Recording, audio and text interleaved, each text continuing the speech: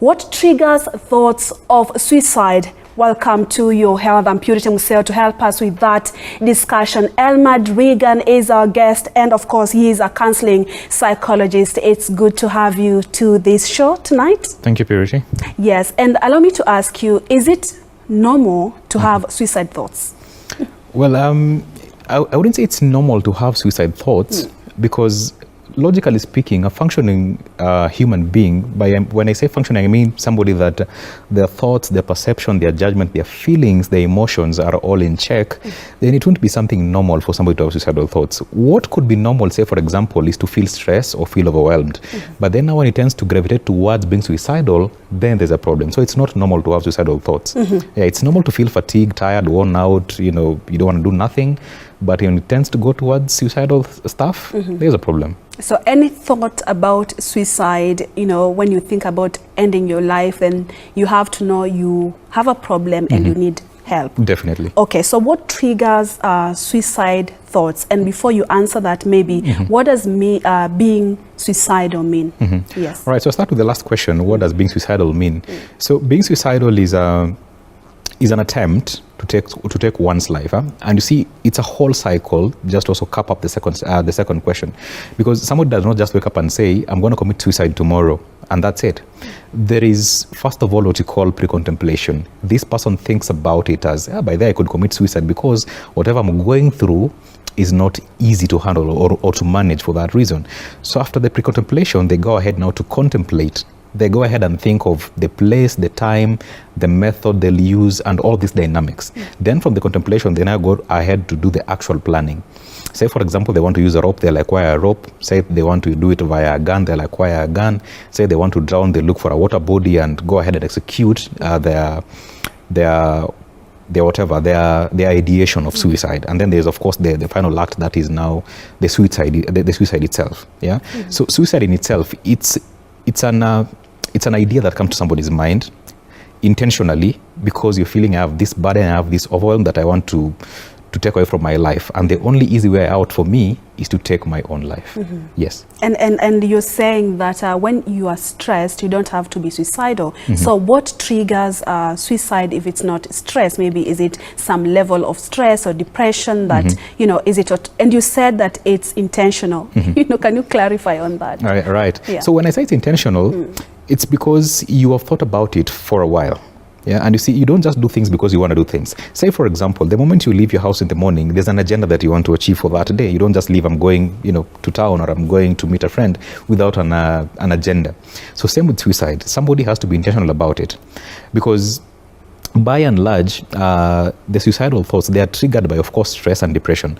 But the problem is, if this stressor is not handled, then it can gravitate towards one being suicidal. All right.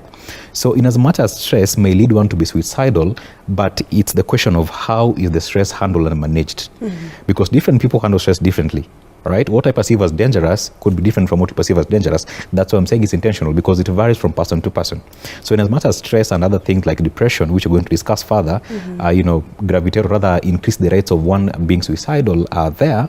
It's a question of how is it handled so that it doesn't get to a level of one being suicidal. Yes. And the global statistics show that suicide cases are, common among the 15 to 19-year-olds. Yes. Maybe what is the statistics, or how common is suicide cases in Kenya? Right. So going by the recent statistics, I think one of the local ladies was citing between the months of March and June, about 480 plus people took their lives. And the question, of course, is why these young thugs, why the young generation, 15-year-olds, I mean, that's somebody who is probably still in high school. Why would they think of them taking their own lives? And for me here, I look at the gap in terms of parenting and the role of parenting. Because by and large, this age group, 15-year-olds to 19-year-olds, or even sometimes 29-year-olds, that's the phase in life where they're trying to identify who they really are, what they want to do with themselves and their lives. And if they don't grasp it quite well, they look for other avenues to gratify that gap in them that they want to identify with. All right. So if they don't get that answer from, say, parents or caregivers or even teachers for that reason, they end up second guessing.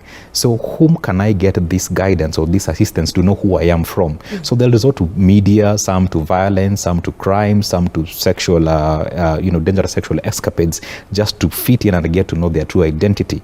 So when this link misses, they find out that, okay, I resorted to drugs, but it's not fun, it's not healthy. I resorted to violence, but it's very dangerous. So they're stressed and bombarded with all these issues. So they're like, okay, fine, I've messed up. What do?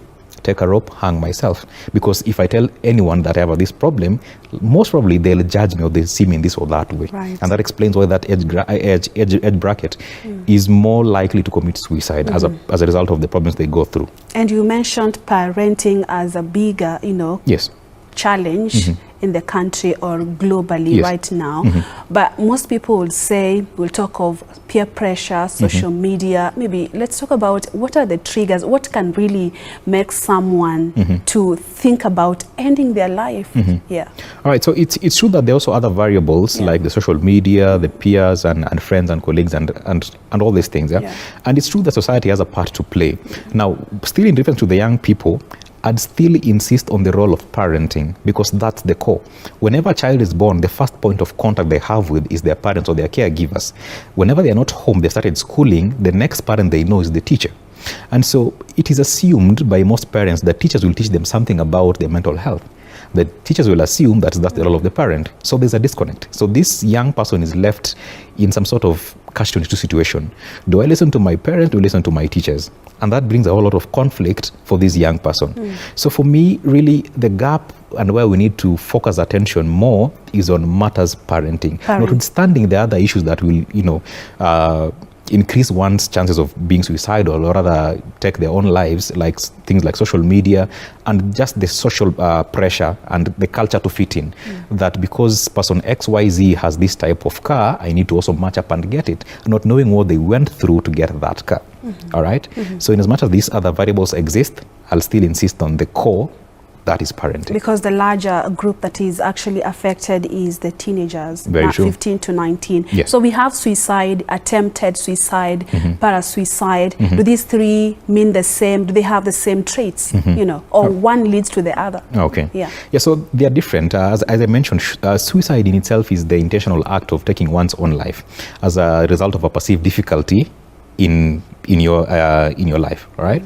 Then there is attempted suicide. Now, attempted suicide is a bit different. Attempted suicide is, again, intentional. Of course, the idea or the agenda is to end your life. But somewhere midway, you don't die. Either because the method you chose for suicide didn't work out, or just something happened in between that didn't lead to death. So it's an attempt, it didn't quite succeed, just as the word suggests, okay? And then we have the last one, which is parasuicide. Now, parasuicide is a little bit more interesting in the sense that the outlook would seem like somebody wants to take their own lives, yes, but the agenda, the idea is not to end your life, okay? The idea here is trying to reach out for help. Say, for example, I'll take six pills in the attempt to end my life. It may not be enough. But what am I doing really? I want to reach out and say, hey guys, I'm suffering, I'm in need here, somebody hear me out. So it's more or less an attempt to reach out for help, but not in the right way. So maybe you will sometimes try and say, bruise yourself, injure yourself, just to show that I'm in need here. So the idea with parasuicide is not really to end your life, but to reach out for help, to say that I'm suffering, somebody hear me out. And these though sometimes, to cut you short, sometimes it can lead to suicide if no intervention is put in place. Yeah. Do all, cases begin from the parasuicide? Because, or do we have extreme cases that someone just with no signs, I know you'll be telling us signs of a suicide, how to identify someone who is suicidal, but does it all begin from parasuicide? And then if these people are not getting the kind of help that they want, then they end up, committing suicide? Most of them, I'd say, start from parasuicide because, as I mentioned earlier, looking at the mind of a suicidal person, they'll first of all pre-contemplate, and then they'll contemplate, plan, and then execute. So majority of them start from, the level of, yes, I want help, but nobody's listening to me. I said that by the I'm stressed, I need this and this, to be sorted. They're like, you're going to be fine. You're a strong person. Then the next time, okay, they're not listening to me. Let me try bruise myself. Let me try cut myself. Let me try take pills and see if anybody will take notice.